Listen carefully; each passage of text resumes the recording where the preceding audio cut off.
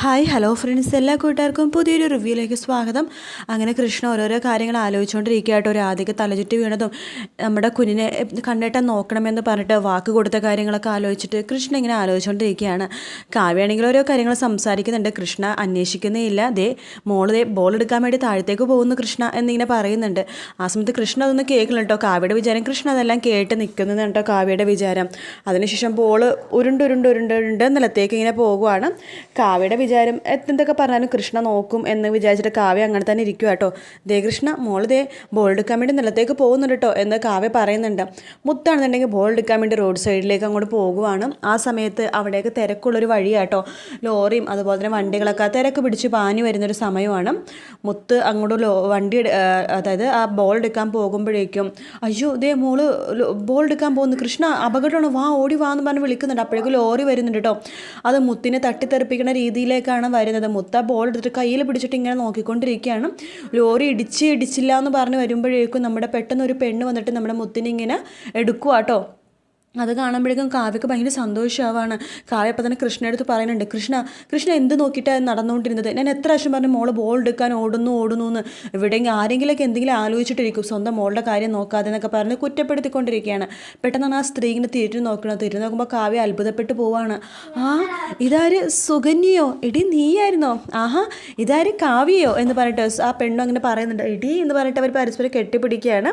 രണ്ടതിന് ശേഷം കൃഷ്ണനെ പരിചയപ്പെടുത്തുന്നുണ്ട്. കൃഷ്ണ ഇതെൻ്റെ പഴയ കൂട്ടുകാരി എന്ന് വെച്ചാൽ ബെസ്റ്റ് ഫ്രണ്ട് സുകന്യ. പിന്നെ വർഷങ്ങൾ കഴിഞ്ഞപ്പോൾ ആരുടെയൊക്കെയോ കുറച്ച് പ്രതികാരത്തിൻ്റെ ഫലമായിട്ട് ഞങ്ങളൊക്കെ അകലേണ്ടി വന്നു എന്നിങ്ങനെ പറയുകയാണ്. അതോടുകൂടി ഈ കൂട്ടുകാരികൾ അകന്നുപോയി. മുമ്പ് നമ്മളെ ഫ്രണ്ട്സ് വിളിക്കണ്ടായിരുന്നത് ഒരു ജില്ലയിലെ 2 പൂക്കളെന്നാണ്, LAD എന്നൊക്കെ പറയുകയാണ്. അതിനുശേഷം കൃഷ്ണ പറയുന്നുണ്ട്, സോറി കാവ്യ, ഞാൻ പെട്ടെന്ന് മോളെ ശ്രദ്ധിച്ചില്ലെന്ന് പറയുമ്പോഴേക്കും സുകന്യ പറയുന്നുണ്ട്, മോളുടെ പേരെന്താണെന്ന് ചോദിക്കുമ്പോൾ മുത്ത് കൃഷ്ണ എന്ന് പറയുമ്പോൾ അമ്മയും അച്ഛനും പല കാര്യങ്ങളും ചിന്തിച്ച് പല ലോകത്തേക്കാവും, മോള് വേണം മോളുടെ കാര്യം നോക്കാൻ കേട്ടോ എന്നൊക്കെ പറഞ്ഞ് ഉപദേശിക്കുകയാണ്. ആ സമയത്ത് നമ്മുടെ ആ സുകന്യ എന്ന് പറഞ്ഞ കൂട്ടുകാരി പറയുന്നുണ്ട് കാവ്യടുത്തും കൃഷ്ണടുത്തും, എന്തൊക്കെ പറഞ്ഞാലും ഇങ്ങനത്തെ ഒരു സ്ഥലത്ത് വരുമ്പോൾ മോളെ പ്രത്യേകം ശ്രദ്ധിക്കണം കേട്ടോ, റോട്ടിലൂടെ ഇങ്ങനെ വണ്ടികളൊക്കെ പോകുന്നതല്ലേ എന്ന് പറയുകയാണ്.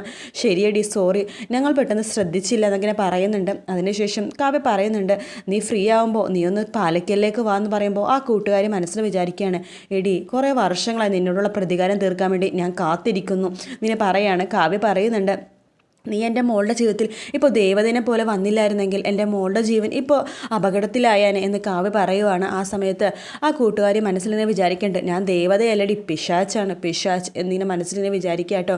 നീ പാലക്കലിലേക്ക് ഒരു ദിവസം ഇറങ്ങാവോ എന്ന് കാവ്യ ചോദിക്കുമ്പോൾ, അതിനെന്താ, തീർച്ചയായിട്ടും ഞാനൊരു ദിവസം പാലക്കലിലേക്ക് വരാം. ശരിയടി, എന്നാൽ പോയിട്ട് വരാം, വീണ്ടും കാണാം എന്നൊക്കെ പറഞ്ഞ് സുകന്യ എന്ന് പറഞ്ഞ കൂട്ടുകാരി പോവാണ്.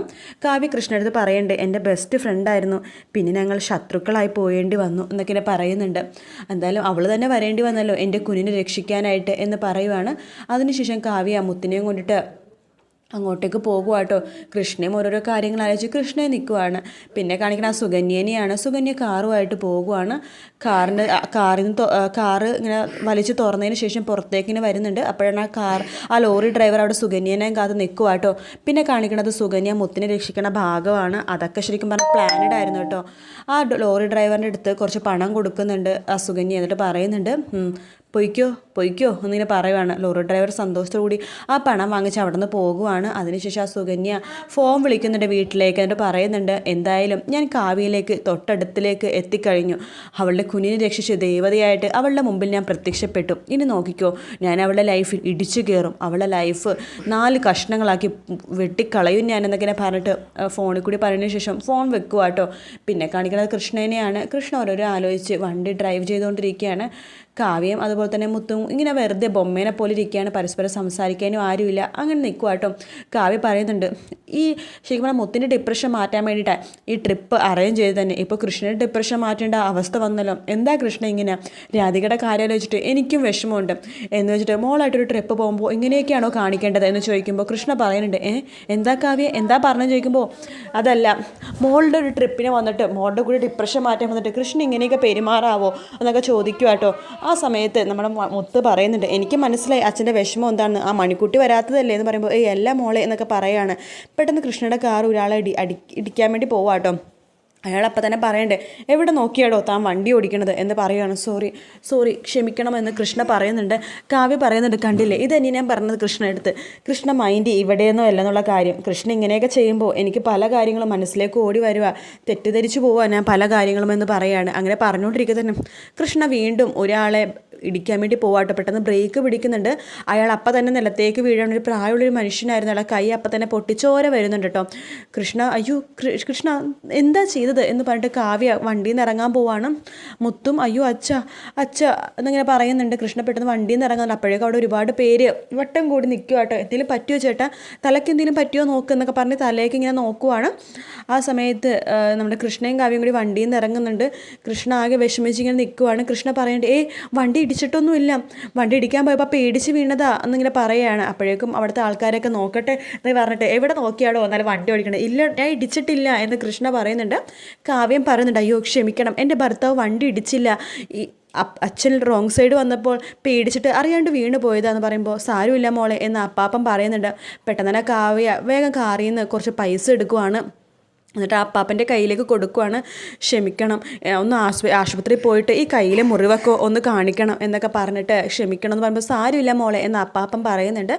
ശേഷം കൃഷ്ണൻ കാവ്യ വണ്ടിയിലേക്ക് തിരിച്ചു കയറുവാണ്. കാവ്യ പറയുന്നുണ്ട്, കണ്ടില്ലേ എന്തൊക്കെയാണ് കൃഷ്ണയിൽ നടക്കണത്, കാറിടിച്ച് ആ അപ്പാപ്പന് എന്തെങ്കിലും പറ്റിയിരുന്നെങ്കിലോ എന്ന് കാവ്യ ചോദിക്കുമ്പോൾ കൃഷ്ണ പറയുന്നുണ്ട്, അത് കാറിടിച്ചില്ലടോ, അയാൾ റോങ് സൈഡ് വന്നതുകൊണ്ടാണ്. എന്ത് സൈഡ് വന്നാലും ആൾക്കാർ നമ്മുടെ ഭാഗത്തെ തെറ്റു പറയുള്ളൂ, കാറുകാരുടെ കുറ്റം കൊണ്ടാണെന്നേ പറയുള്ളൂ, സൂക്ഷിച്ച് ഓടിക്കണ്ടേ, കൃഷ്ണയ്ക്ക് ഇങ്ങനെ പറ്റാറില്ലല്ലോ. ഞാൻ പറഞ്ഞില്ലേ എനിക്ക് ഒരേ സംശയങ്ങളൊക്കെ തോന്നി തുടങ്ങുവാന്ന് പറയുമ്പോൾ മുത്തും പറയുന്നുണ്ട്, എനിക്കും അതെ, ആ മണിക്കുട്ടിനെ കൊണ്ടുവരാത്തതിൻ്റെ വിഷമോ അച്ഛൻ എന്തെങ്കിലും പറയുകയാണ്. അങ്ങനെയൊന്നും ഇല്ല മോളെ എന്ന് പറയുന്നുണ്ട്. അതിനുശേഷം കൃഷ്ണ കാവ്യടുത്ത് പറയുന്നുണ്ട്, കാവ്യെ എനിക്ക് തന്നോട് മനസ്സ് തുറന്ന് കുറച്ച് കാര്യങ്ങൾ സംസാരിക്കണം എന്നിങ്ങനെ പറയുക കേട്ടോ. ആ സമയത്ത് കാവ്യ ചോദിക്കുന്നുണ്ട്, എന്താ കൃഷ്ണൊക്കെ പറയാനുള്ളതെന്ന് ചോദിക്കുമ്പോൾ അത് ഈ വണ്ടിയെന്ന് പറയാൻ പറ്റില്ല, വീടെത്തട്ടെ, എനിക്ക് തന്നോട് കുറച്ച് കാര്യങ്ങൾ ഇന്ന് എന്തായാലും തുറന്ന് സംസാരിച്ചേ പറ്റൂ എന്നിങ്ങനെ പറയാണ്. അത് കേൾക്കുമ്പോൾ തന്നെ കാവ്യക്ക് ആകപ്പാടെ വല്ലാത്ത ബുദ്ധിമുട്ടും ടെൻഷനും ഒക്കെ തോന്നി തുടങ്ങുക കേട്ടോ. അങ്ങനെ കൃഷ്ണ രണ്ടും കൽപ്പിച്ച് ഇതെല്ലാം എല്ലാ കാര്യങ്ങളും പറയാൻ വേണ്ടി തീരുമാനിക്കുകയാണ്. പിന്നെ കാണിക്കണത് പാലക്കൽ തറവാടാണ്. അവിടെ നീരജ് എല്ലാവർക്കും ചായ കൊണ്ടേ കൊടുക്കുകയാണ്. ഭരത് പറയേണ്ടേ, ഹാവു ഇപ്പം ചായ വേണമെന്ന് ആഗ്രഹിച്ചേ ഉള്ളൂ, ചില സമയത്ത് എൻ്റെ ഭാര്യ ബുദ്ധിപരമായിട്ട് കാര്യങ്ങളൊക്കെ നീക്കും എന്ന് പറയുമ്പോൾ ജയമോഹന് പറയണ്ടേ, അല്ലെങ്കിലും അവൾക്ക് നിന്നെക്കാളൊക്കെ ബുദ്ധിയുണ്ടടാ എന്ന് പറയുവാണ്. ദേ അമ്മ രാവിലെ തന്നെ എന്നെ കളിയാക്കാൻ ഇറങ്ങിയേക്കുവാണോ എന്ന് ചോദിക്കുന്നുണ്ട്. അതിനുശേഷം ജയമോഹന് പറയുന്നുണ്ട്, എന്നാലും കറങ്ങാൻ പോയൊരു ഇതുവരെ എത്തിയില്ലല്ലോ എന്ന് പറയുമ്പോൾ നീരജ് ചോദിക്കണ്ട്, ഇന്നെന്തായാലും കറങ്ങാൻ അങ്ങനെ പറഞ്ഞു വിട്ടു, നാളെ എങ്ങനെ എന്ത് ചെയ്തിട്ട് ഇവർ പറഞ്ഞു വിടുമെന്ന് ചോദിക്കുമ്പോൾ ജയമോഹന് പറയുന്നുണ്ട്, നാളെ മുത്തിനെ കൊണ്ടിട്ട് എന്തെങ്കിലുമൊക്കെ വേലിറക്കണം, മുത്ത് മാത്രമേ അവരുടെ മുമ്പിൽ സെൻറ്റിമെൻറ്റ്സ് ആയിട്ട് നിൽക്കാൻ സാധിക്കുള്ളൂ, അവരെവിടെയെങ്കിലും വീഴുന്നുണ്ടെങ്കിൽ അത് മുത്തിൻ്റെ സ്നേഹത്തിന് മുമ്പിൽ മാത്രമാണ് എന്നിങ്ങനെ പറയുവാണ്. അതെന്തെങ്കിലും ചെയ്യാം എന്നിങ്ങനെ പറയുന്നുണ്ട്. എന്നല്ല രാധിക മരിച്ച് ആ കോർപ്പറേഷൻകാർ അവരുടെ ഡെഡ് ബോഡി കൊണ്ടുപോയി ആ മണിക്കുട്ടി ഇവിടെ നിന്ന് പോണ വരെ കൃഷ്ണനെയും കാവ്യനെയും ഇങ്ങനെ കറക്കിക്കൊണ്ടേയിരിക്കണം എന്ന് പറയുവാണ്. അപ്പോഴേക്കും നമ്മുടെ നീരജ് ചോദിക്കുന്നുണ്ട്, എങ്ങാനും അവൾ മരിച്ചു കഴിഞ്ഞാൽ മണിക്കുട്ടി ഇങ്ങോട്ടെങ്ങാനും കയറി വരും അമ്മേ എന്ന് ചോദിക്കുമ്പോൾ അവളിങ്ങോട്ട് കയറി വരുന്നില്ല, ഇവിടെ പഴു ചവിട്ടനെ സമ്മതിക്കില്ല, ഈ പാലക്കൽ ജയമോഹന് ജീവനോടിരിക്കുമ്പോൾ സമ്മതിക്കില്ല എന്ന് പറയുമ്പോൾ ഭരത് പറയുന്നുണ്ട്, അവളെ വല്ല നാടോടി പിള്ളേരുടെ കൂടെ പോയിട്ട് പിച്ച് തണ്ടി നടന്നോളും എന്നൊക്കെ പറയുക കേട്ടോ. അങ്ങനെ സംസാരിച്ചുകൊണ്ടിരിക്കുക തന്നെ കൃഷ്ണയുടെ കാറ് വരുന്നുണ്ട്. ദേ വന്നല്ലോ അളിയനും പെങ്ങളും ഒക്കെ എന്നിങ്ങനെ പറയുവാണ്. അങ്ങനെ കൃഷ്ണനും കാവ്യനും നോക്കുമ്പോൾ വല്ലാത്ത ദേഷ്യത്തിലായിട്ട് അവർ രണ്ടുപേരും നിൽക്കുന്നത്. ആ സമയത്ത് നമ്മുടെ കൃഷ്ണ ഭരത്തിനെയും നീരജനെയും അതുപോലെ തന്നെ ജയമോഹനെയൊക്കെ നോക്കിക്കൊണ്ട് ദേഷ്യത്തിൽ നോക്കിക്കൊണ്ട് മുകളിലേക്ക് കയറി പോവാണ്. കാവ്യം അങ്ങനെ തന്നെ എല്ലാവരും ഒന്ന് തൂർപ്പിച്ച് നോക്കിയതിന് ശേഷം കാവ്യം ദേഷ്യത്തിൽ മുകളിലേക്ക് കയറി പോവാട്ടോ. മുത്തും എല്ലാവരും നോക്കുന്നുണ്ട്. മുത്ത് കയറി പോകുമ്പോൾ തന്നെ ജയമോഹിനി ഓടി പോകുകയാണ്.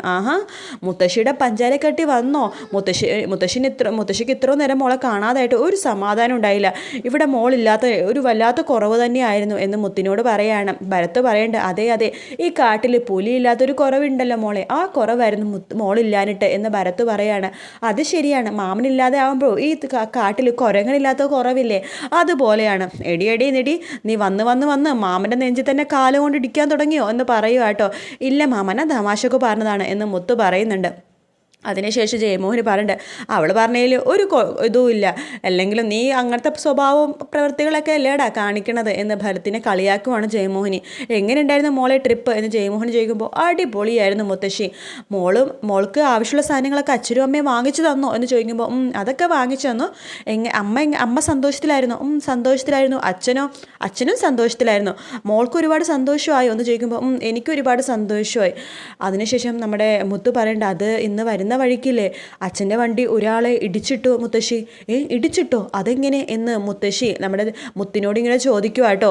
ആ ഒരു ഭാഗത്തോട് കൂടിയിട്ടാണ് ഇന്നത്തെ എപ്പിസോഡ് തീരുന്നത്. വീഡിയോ ഇഷ്ടപ്പെട്ടെങ്കിൽ ലൈക്ക് ചെയ്യുക, സബ്സ്ക്രൈബ് ചെയ്യുക, കമൻറ്റ് ചെയ്യുക. മറ്റൊരു വീഡിയോ ആയിട്ട് വീണ്ടും കാണാം.